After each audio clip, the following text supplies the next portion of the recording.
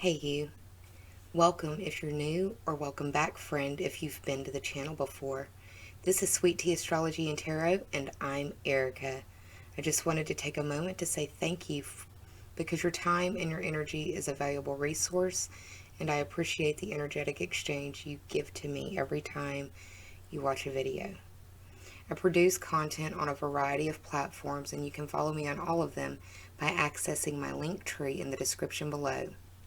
Some housekeeping. The last 28 days of YouTube analytics indicate to me that over 52% of my recent viewers aren't subscribed.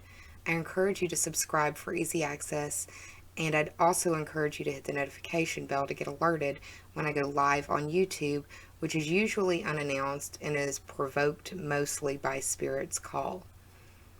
I'm also in the process of starting my Patreon page where I will be posting first access to ad-free content to the 2021 astrology videos for each sign, and I will do extended love readings at the herbal tea tier or higher. I'll do an introduction video of my Patreon page once Patreon has been up, going, and well fed. I've also had some emails asking about private readings, and I'm doing them, but on a part-time basis only right now, as I'm focusing on producing content for my YouTube page and for my recently started podcast.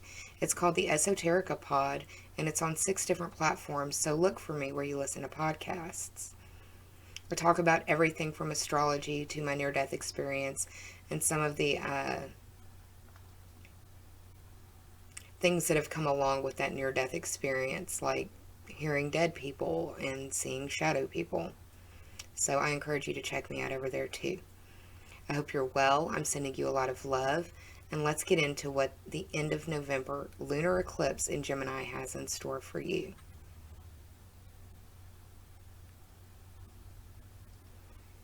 So before I get started with each individual sign, what I'm going to do is discuss some of the aspects that are going to be going on during this eclipse. And I feel like it would be important for those of you who are new to astrology or don't speak the language well to understand some of the things that we're talking about. I'm using cards from the Numinous Astro deck.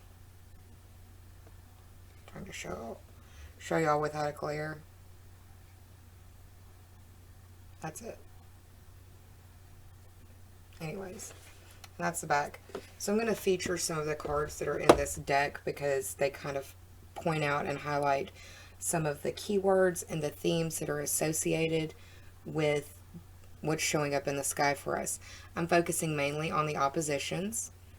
So that's what I'm going to be talking about in grander theme or grander scale. This lunar eclipse is occurring in Gemini. And Gemini, according to this deck, is the butterfly.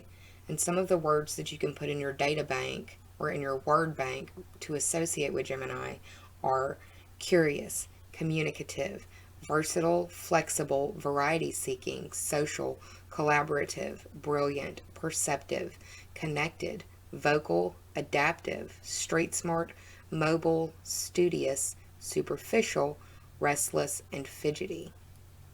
And that's what the card looks like.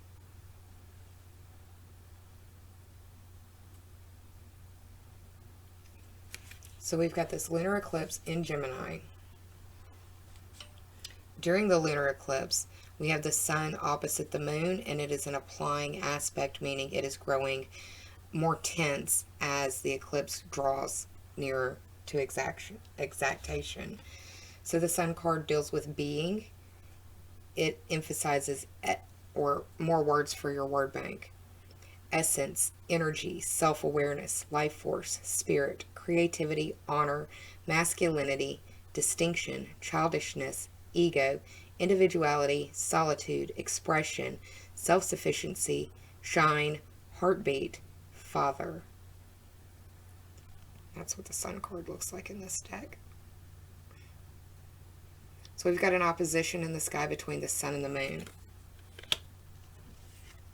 The moon is feelings, instinct, nurturing, gut reactions, comfort, digestion, home, family, conditioning, habits, femininity, lineage, privacy, embodiment, emotions, sustenance, self-soothing, moods, mother. And this opposition we see in the card. There's the moon card again. Okay? So we've got this opposition between the sun and the moon, asking for balance. More words for your word bank. Relates, mirrors, interacts, confronts, makes conscious, manifests, disciplines, conflicts with, tests, objectifies, and calls out. So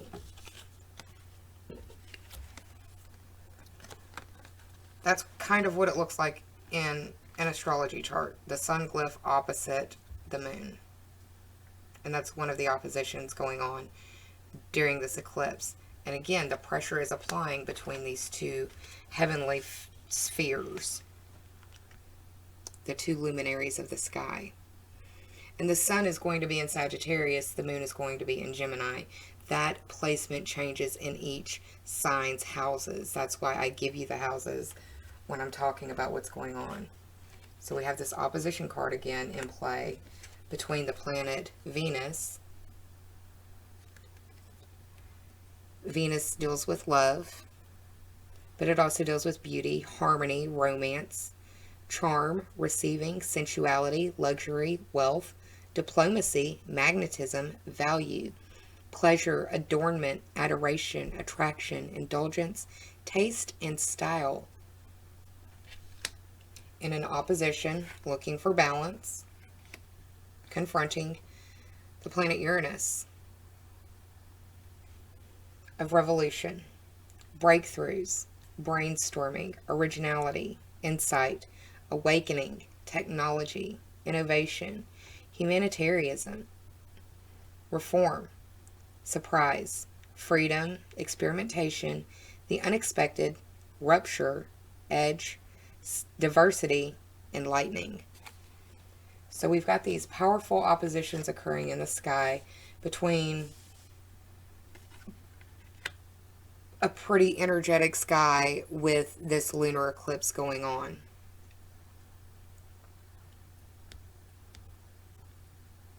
For each of you, it will play out in different houses. And we're going to break that down right now. Hey Libra, welcome to your Gemini Eclipse video. This eclipse is occurring at the end of November, where the sun in the third house will be opposing the moon in the ninth house. This eclipse will be occurring in your ninth house. We've got Mercury also sextiling Jupiter and Saturn. Mercury in Scorpio will be having the sextile apply to Saturn and separate from Jupiter.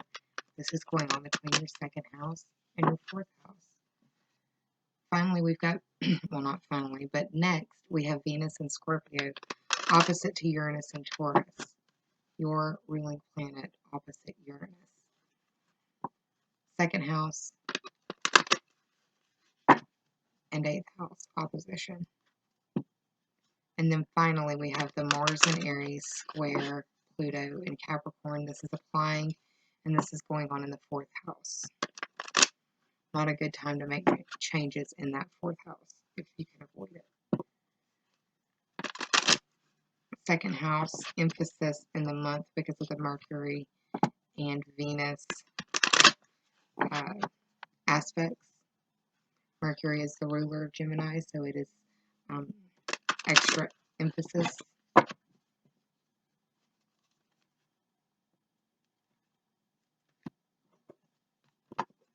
For some of you, it looks like you want to go on a trip and you're like lacking the funds, or like a possible lockdown gets in the way.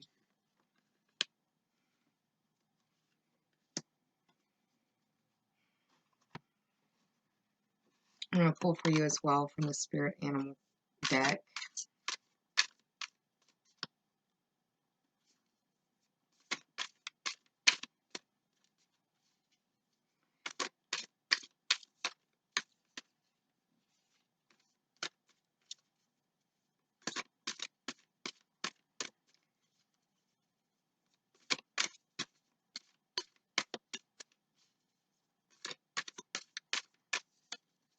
finances. I mean, okay, you had a card pop. Panther spirit. And finally, Libra, I'm going to use the Rebel Oracle deck as well. You only had one major arcana card show up for you, and that is the Sun. Sun being in the third house could be that you understand that there's a need for something new in third house endeavors, possibly the way that you communicate. But also, you had a card kind of jump out. It may be that some of y'all are like actually looking at new vehicles, wanting or needing to update or replace what you have. Let's see what the cards are saying as well for you, Libra. Panther Spirit showed up. It literally leaped out of the deck, and it is asking you to reclaim your power. At the end of these videos, I have an extra title card that gives you more information about what each of these spirit animal cards are kind of saying to you. For you, it will be what the Panther Spirit has to say. From the Rebel Oracle deck, it's dark and you can't see a fucking thing. Get your head out of your ass pronto. And then the card that kind of jumped out was, you are being shady. Watch out, shit could get ugly. So what's going on being shady? Or you need to reclaim your power? Is it that you have to be shady because you feel like you need to reclaim your power? Or being shady because you have to underhand somebody else to take back some of your power? Card at the bottom of the reading, bottom of the deck, is the Three of Swords. This card has come up a lot for everybody. I can't go through all of the signs because I'm recording these videos on different days and I just don't remember. But I know that I've talked about this card a lot. This can be the Three of Swords in the Rider-Waite Tarot, where it has the heart with the swords piercing through it. So it's like a situation dealing between the head and the heart. It's understanding one's feelings. This could be your feelings or someone else's feelings, but it's also speaking of moving away from sorrow or moving beyond sorrow. The recent past card is the Jack of Hearts. This could be the Knight or the Page of Cups, not Hearts. Cups. Yeah. So the unconscious is coming to surface and there's some contemplation needed.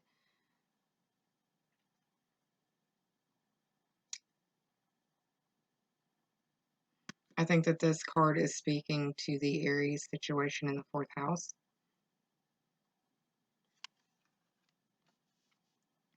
Card for the central focus of the reading is the Five of Cups.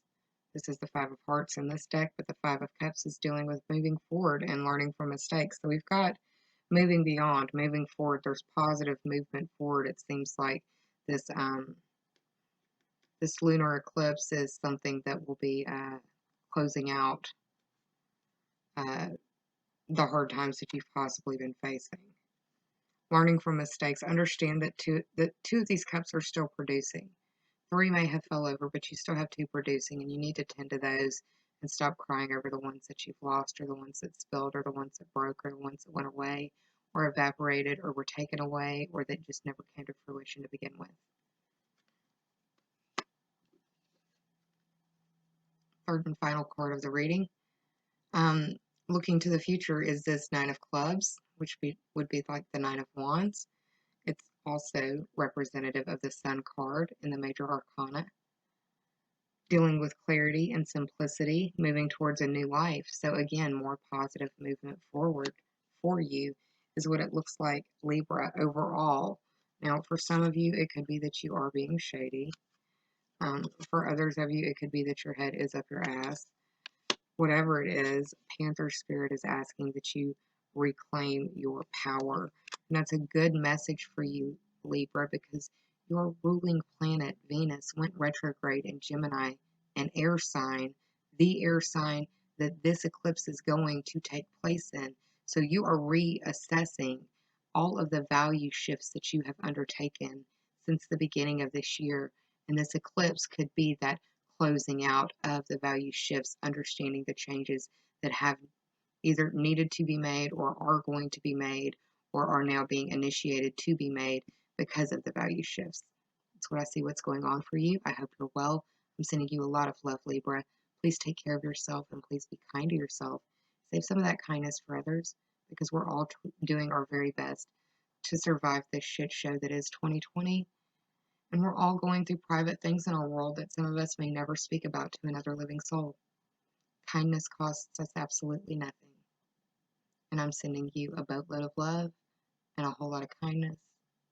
And I will see you next time for your reading in December. But until then, take care. I love you.